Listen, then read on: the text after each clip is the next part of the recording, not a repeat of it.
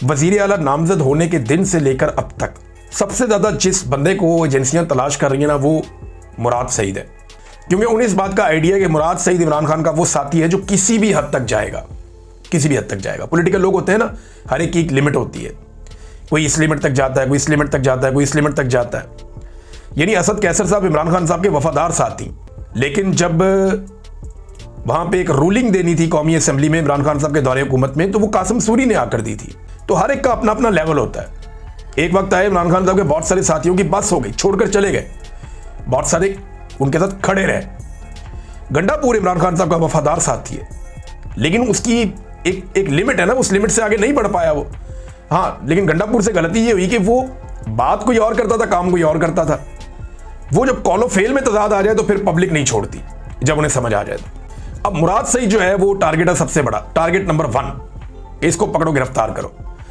तो एजेंसियों को टास्क मिला हुआ है और दबाव बहुत बढ़ गया है कि मुराद सईद को पकड़ो। अभी सवात के एक होटल के अंदर दर्जनों बंदों ने छापा मारा हफ्ते की रात को, और बड़ा शदीद छापा मारा। यानी हफ्ते की रात तो नहीं, हफ्ते की सुबह बन रही थी, जुमे की रात लेट नाइट था, तो वहां पे छापा मारा, बड़ी कोशिश की। दर्जनों बंदे थे सादा कपड़ों में, वहां काफी धक्कम पेल भी हुई। दरवाजे खुलवा के जनाब धक्के दे दूं के उन्होंने चेक किया। किसी ने उन्हें कह दिया कि ये होटल के अंदर मुराद सईद है। मुराद सईद किसी होटल के अंदर ठहरेगा?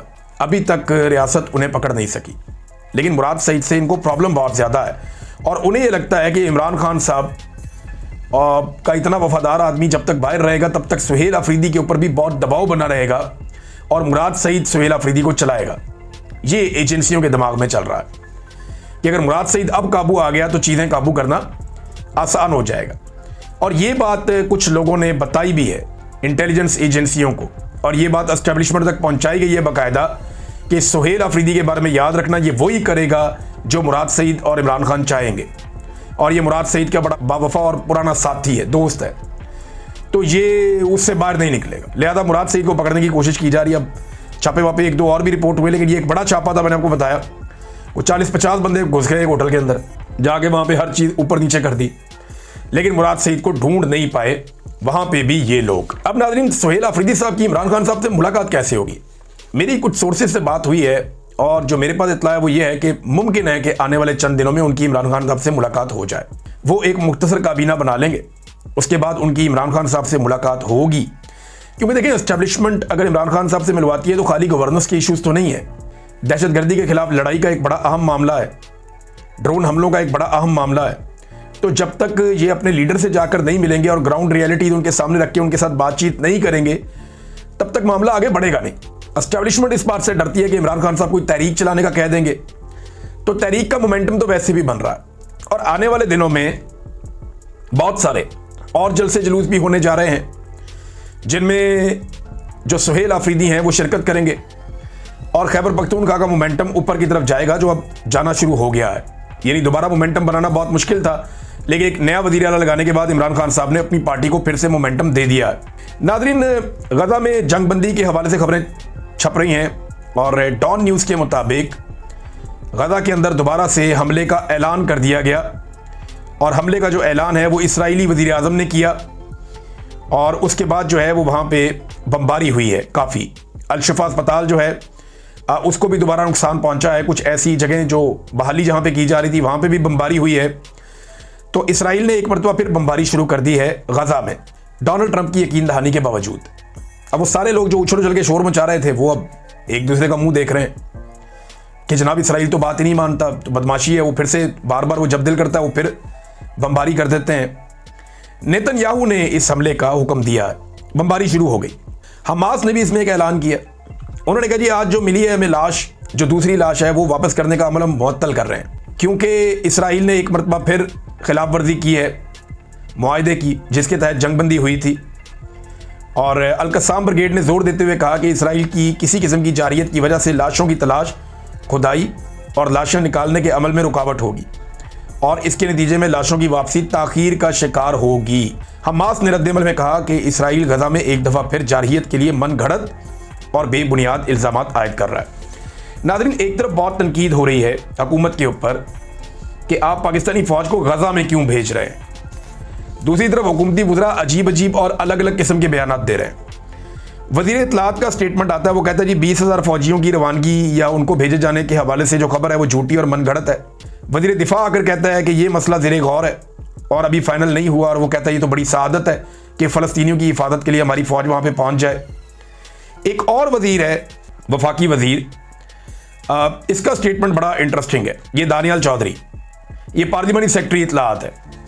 अब ये कहता है जी कि पाकिस्तानी फौज की गजा में जिम्मेदारी होगी कि हमास को डी वेपनाइज करे, यानी हमास के हथियार ले ले। ये पाकिस्तानी फौजियों की गजा में जिम्मेदारी होगी और यकीनी बनाए कि क्रॉस बॉर्डर टेररिज्म ना हो, यानी हमास इसराइल पर हमला ना करे। यानी एक तो बात उन्होंने क्लियर कर दी कि क्रॉस बॉर्डर टेररिज्म ना हो। टेररिज्म का मतलब होता है दहशतगर्दी, तो हमास का जो अटैक है उसको दहशतगर्दी भी करार दे दिया पाकिस्तान के एक हुकूमती रुकन ने बड़ा क्लियरली, और साथ ये भी कह दिया कि हम इसराइल के ऊपर हमास को अटैक नहीं करने देंगे, हम हमास को डी वेपनाइज करेंगे, उनसे हथियार वापस ले लेंगे। ये बात की है दानियाल चौधरी ने, जो इस वक्त हुकूमत के रुकन है और हुकूमत की नुमाइंदगी कर रहे थे एक टॉक शो के अंदर। तो एक तरफ ये लोग सआदत कह रहे हैं, अब चूरन कौम को जो बेचा जाएगा ना, देखिए जो करना है करें, क्या फर्क पड़ता है, आपको किसने रोकना है। अदालतें आपके कंट्रोल में है, पार्लियामान आपके कंट्रोल में है, सारी बड़ी पॉलिटिकल पार्टीज आपके जूते पॉलिश कर रही हैं, जो नहीं कर रहे उनको आपने जेलों में बंद किया हुआ है। तो मुखालिफ तो आपका है कोई नहीं पाकिस्तान में, तो जो दिल करता है करे। ये मजहब का चूरन ना बेचें, इस्लामी भाईचारे का चूरन ना बेचें, क्योंकि चूरन अब बिकना नहीं है, लोग इसमें मानेंगे नहीं। लेकिन अब आप इनकी हरकतें चेक करें, खासतौर पे इनका अपना जो डिजिटल मीडिया है, जो पाकिस्तान की मिलिट्री एस्टेब्लिशमेंट का अपना स्पॉन्सर्ड डिजिटल मीडिया है, वो इस मामले को बहुत उठा रहा है कि जनाब बड़ी कामयाबी हो जाएगी, फ़लस्तीनियों की हिफाजत के लिए फ़ौज पहुंच जाएगी, ये बहुत बड़ी सआदत है। बल्कि मैं अभी एक देख रहा था, एक रिटायर फौजी है, वो ये कह रहा था कि जनाब हमें तो बड़ी कामयाबी मिल गई है और ये बहुत बड़ी सआदत है। जो जुमले हैं मैं एग्जैक्टली आपके सामने रखता हूँ। मंजन बेचा जा रहा है कि ये मक्का और मदीना के बाद मस्जिद अक्सा यानी बैतुल मक़दस की पासबानी भी हमें मिल रही है। कैसे? वैसे ये लोग फ्रॉड हैं।